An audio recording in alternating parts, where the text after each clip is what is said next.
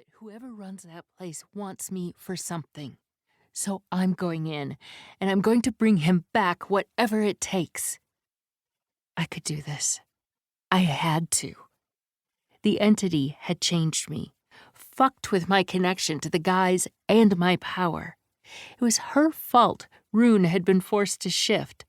Her fault Tor had been forced to kill him. And she was going to make it right. Back at the cabin, Tor laid Rune on the sofa in the lounge. The fire crackled merrily in the hearth, and the aroma of lasagna filled the air. This was meant to be our getaway, our second home, a place where we could unwind and connect. But it had become a place of death and blood. I had to change that. I needed to fix this atrocity.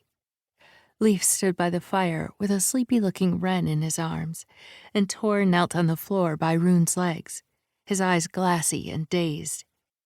He'd been forced to look his best friend in the eye and shoot him, and I'd attacked him with fists and curses. A vice closed around my heart and squeezed. Tor, I reached up and stroked his stubbled jaw. I'm sorry. He blinked and then focused on my face. Bring him back, Cora. Bring him back to us. I nodded, blinking back fresh tears. I will. I promise. Wait, will you be safe? Leaf asked. I'll be fine. I smiled at them and dropped Ren a wink before placing a hand on Rune's chest. He was still warm, still connected to me, and I was going to bring him home. I closed my eyes and made the jump into Tarafel. The world shifted and shattered before spitting me out in darkness. A spot of light sat ahead of me, a beacon to new arrivals. I knew that spot of light. It was the bus stop where the newly deceased hung out before getting a ticket and a ride to wherever they went from here. Rune had to be there. I broke into a jog toward it. Rune! Rune! Light kissed my skin, and the deserted bus stop taunted me. He wasn't here. Oh, God. Was I too late? Panic gripped my throat and squeezed. No! Fuck that! I wouldn't accept that. Loke! Loke, get your ass over here! A dark wooden door appeared in front of me, hovering in midair. I took it as an invitation and pushed through into a dimly lit room that smelled of incense and sex. The moans of pleasure that drifted to my ears confirmed sex was exactly what the occupants of this room were up to. Shit. Maybe the door hadn't been an invitation. It took a moment for my eyes to adjust and settle on the huge bed in the center of the chamber, where a woman rode cock, head thrown back, hands kneading her breasts.